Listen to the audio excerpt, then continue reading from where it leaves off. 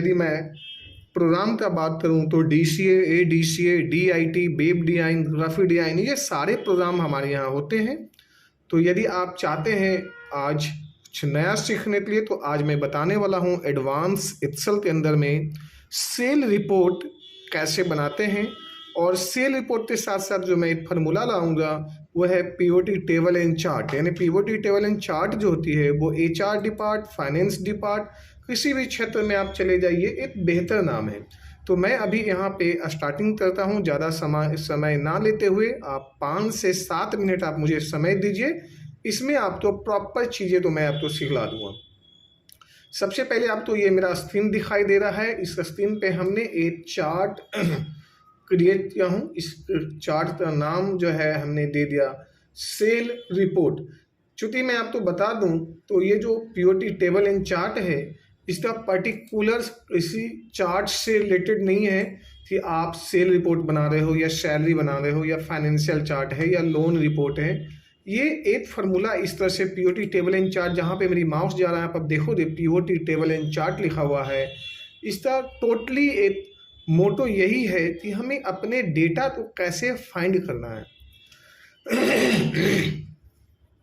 Data finding के लिए ये जो है प्रोग्राम जो है, ये डेटा फाइंडिंग के लिए जो है यूज होता है। और इसमें हमें डेटा तो अपने हिसाब से जो है मेंटेन करना है या सर्चिंग करना है। अब ये हमारे सामने ये सबसे पहले हेडिंग है, इस हेडिंग को होम में जाकर हम अपने हिसाब से आपके सामने थोड़ी सी फॉर्मेट कर दें। तो ये हेडिंग हमारा जो क्रिएट हो गया। अब हम चाह रहे हैं कि डेटा आप तो प्रॉपर नज़र आ रही है, हम इसमें जो है pivot in table and chart का जो है ऑप्शन का प्रॉपर यूज करके बताएं। तो आप मेरे वीडियो तो लास्ट तक बना रहें, ताकि आने वाला जो है इससे जुड़ी हुई नई नई वीडियो जो है आप तक सबसे पहले पहुंचे और आप तो शिक्षा का जो है सबसे जो है पहले सीखने का मौका मिले। ये एडवांस एक्सेल या और भी बहुत सारे प्रोग्राम जो अभी नेक्स्ट वीडियो में मैं लाने वाला हूं। सबसे पहले मैं इंसर्ट में चलता हूं और इंसर्ट में जाने के बाद में ये पूरा चार्ट है हमारे सामने आ गया पीओटी टेबल एंड चार्ट। अब इस टेबल एंड चार्ट को जब हम यहाँ देते हैं तो जैसे ही मेरे पास में आता है क्रिएट पीओटी टेबल का एक जो है बॉक्स है, जो मेरे सामने ये मैंने जो हाथ में है, इस बॉक्स को जो है यहाँ पे दिया हुआ है selected A table of range, यानी ये रेंज जो सिलेक्शन दिखाई दे रही है ये मेरा रेंज हो गया। दूसरा है यहाँ पे use an external data, but हमें यहाँ पे कुछ भी यहाँ पे नहीं करना है, क्योंकि यहाँ पे लिख रहा है चूज कनेक्शन, तो वो नेटवर्क सिस्टम आ जाएंगे। दूसरा नीचे में है ये न्यू वर्कशीट, यानी हमें नए सीट पे ये जो डेटा हमारा 1 नंबर पे बना हुआ है, इसके जगह पे मुझे ये जो पूरा सिस्टम जो है दूसरे जगह पे चला जाए, दूसरे पे मैं जो भी दिखाना चाहूँ बनाना चाहूँ वो दूसरे पे। तो हमने न्यू शीट ले लिया। इस न्यू शीट में जो है हम क्लिक करते हैं ओके, तो हमारे सामने एक पैनल आ गया पीओटी टेबल एंड फील्ड। ये फील्ड तो जो है डिफरेंट टाइप आपका फील्ड है। आप तो जैसे इस टाइप से भी फील्ड मिलेंगे, ये 4 स्क्वायर मिल गया, 4 इसके जो पार्ट हैं ये 4 टाइप पार्ट्स मिल रहे हैं। फिर आप तो इस तरह से फील्ड मिल जाएंगे, या फिर जो है आप तो इस टाइप से, तो डिफरेंट टाइप के फील्ड्स हैं। बट आपको जो चुनना है वो यहाँ पे दिया हुआ है, ये field sections and area sections side by side. तो हमने ये साइड बाई साइड ले लिया, इसे उठाते हमने अपने अनुसार यहाँ पे रख दिया, जो आपने यहाँ पे साइड में रख लो। अब हम इसे जो है थोड़ा बड़ा कर देते हैं जूम, ताकि आपको दिखाई दे हम जैसे जैसे अपना डेटा तो सेटअप करेंगे। अब सबसे पहले अभी यहाँ पे पीओटी टेबल है, यहाँ पे सीधा जो आ रहा है यहाँ पे, तो यहाँ पे जो बिल्डअप करना है, build a report choose field from the POT table in list, यानी हमें अपने हिसाब से जो है एक लिस्ट बनाना है। जैसा जैसा फील्ड हम चुनेंगे वैसे वैसे फील्ड के अनुसार हमारे पास में जो है डेटा आते चली जाएगी। तो सबसे पहले जो है हम यहाँ पे आते हैं, यहाँ पे लेते एम्प्लॉय नेम, और इसमें बता दें आप तो बेसिक स्ट्रक्चर मालूम होगा कि इसमें जो है सबसे पहले जो है रो एंड कॉलम के हिसाब से ही डेटा बांटे जाते हैं। यदि आप तो देखा जाए जो इस तरह से, यदि आप जो देख रहे हो ये मेरा कॉलम्स हैं, यानी कॉलम जो होते हैं वो कम होते हैं एक्सेल में, और इस तरफ से जब देख रहे हो तो ये मेरा जो है रो है। तो ये जो रो होते हैं वो एक्सेल में ज़्यादा होते हैं और कॉलम कम होते हैं। तो हमें तो नाम यदि ज़्यादा है तो हमें तो रो के हिसाब से लेना पड़ेगा, नहीं तो मेरा स्क्रीन से बाहर चला जाएगा कॉलम। नेचुरली है वो तो चीज़ें, क्योंकि स्क्रीन का साइज है। तो हमने इस तरह से ये नाम ले लिया। अब हमें जानना है कि हमारे पास में सैलरी वाले कितने बंदे हैं। तो ये सैलरी मतलब वैल्यू, वैल्यू का मतलब होता है नंबर्स, यानी वैल्यू हमने यहाँ पे उठा लिया। अब मेरे सामने जो एक डेटा आया बनकर, जिसमें ये जितना जितना सैलरी है सभी का अपना अपना सैलरी जो है यहाँ पे शो हो गया, ये रॉ टेबल में, एंड है सम ऑफ सैलरी। यहाँ पे सम, कभी आप तो काउंट भी आ जाए, जैसे आप यहाँ पे देखोगे कि डबल क्लिक करते तो यहाँ पे ऑप्शन आ गया सम, काउंट भी हो सकता है, एवरेज, मिनिमम, बट यहाँ पे जोड़ना है तो हमने सम ले लिया और हमने लिस्ट में आ गया। अब ये इतने सारे जो लिस्ट हैं, यानी टोटल है मेरे पास में 8,43,550।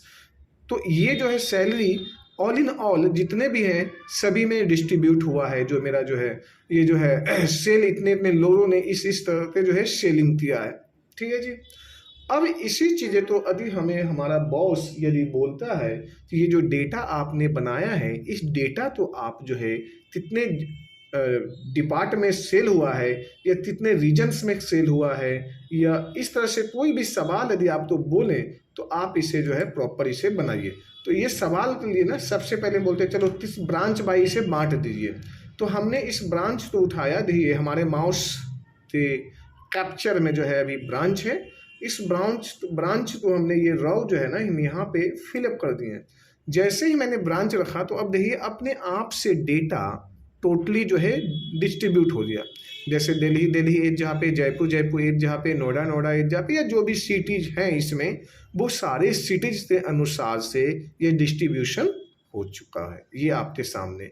और यहाँ पे टोटल भी दिखा रहा है, रांची में टोटल इतना है, पटना में टोटल इतना है, नोएडा में टोटल इतना है, और मुंबई में टोटल इतना है, यानी कि सभी भाइयों का हिस्सा बांटा जा चुका है। समझ में आया? ठीक है। अब ये जो हमारा लास्ट जो है ना, अब ब्रांच, यदि हमारे बॉस, हमारे सीनियर जो थोड़ा सा ज़्यादा ही हमें प्रेशर बनाते हैं और वो ज़्यादा ही हमारे जो है कान खींचते हैं, वो बोल देते हैं कि नहीं मुझे ब्रांच में तो ठीक है, ब्रांच में तो समझ में आया, अब मुझे जो है ना ये बता दीजिए कि कौन सा डिपार्ट के अनुसार मुझे एक बार डेटा दीजिए, जो सेल जो जिस डिपार्ट में हुई है। तो डिपार्ट जैसे यही मैंने पिकअप, जैसे बच्चों तो कान ऐंठते हैं ना, वैसे इसे मैंने ये जो है चुटकी से दबाया हुआ हूँ और इसे जो है मैंने रॉ पे ले आया। जब रॉ पे लाया तो मेरे सामने में ये डिपार्ट आ गया। अब अकाउंट्स डिपार्ट में कितना है जी, HR डिपार्ट में कितना है, मार्केटिंग डिपार्ट में कितना है, तो ये सारे डेटा जो है ना 1 बाई 1 होता हुआ चला आया।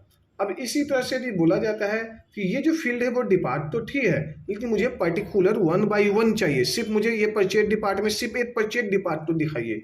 तो जो परचेज आपने यहाँ पे जो है वो डिपार्टमेंट, इस डिपार्टमेंट को आपको ले जाना है टॉप पे और यहाँ पे डाल देना है कहाँ पे, फील्ड में। ये जहाँ मेरा माउस दिखाई दे रहा है वहाँ पे इसे छोड़ दीजिए फिल्टर के सामने। जब मैंने छोड़ दिया तो मेरे सामने यहाँ पे आया डिपार्टमेंट, जो मेरा टॉप पे चला गया। ये जो है बी सेक्शन में टॉप पे देखिए, तो डिपार्टमेंट आ गया यहाँ पे। अब हम यहाँ पे क्लिक करते हैं सीधा, अब मेरे सामने आ गया सिलेक्शन मल्टीपल आइटम्स, जहाँ पे मैंने सेलेक्ट किया और यहाँ पे ऑल को हटा दीजिए। और वहाँ पे सवाल किया था कि मुझे परचेज डिपार्ट चाहिए, तो परचेज डिपार्ट लिया और जैसे इसे किया मेरे पास में परचेज डिपार्ट आ गया। तो इसी तरह से आप जो है फिर जो है यदि कोई बोलता है कि मुझे परचेज नहीं, मुझे HR भी चाहिए साथ में, तो ये HR भी आ गया। अब उसी तरह से कोई भी, यानी 1 बाई 1 आप ऑल चाहिए तो ऑल भी ले सकते हैं, ऊपर में टॉप पे ऑल का ऑप्शन है, ऑल पे आप दे दीजिए, ये हो गया। इसी तरह से आप 1 बाई 1 बाई जिस फील्ड में जिसे जहां रखना चाहते हैं उसे देखते रहेंगे। यदि आप चाहते हैं तो इस डेटा तो हम और भी एडवांस तरीके से यदि मैं आपको बताऊं, समझाऊं, तो आप जो है मेरे वीडियो को लाइक और सब्सक्राइब कर लें, ताकि आने वाला जो वीडियो होगा वो सबसे पहले आप तक पहुंचाने का मैं प्रयास करूँगा। जय हिंद, जय भारत।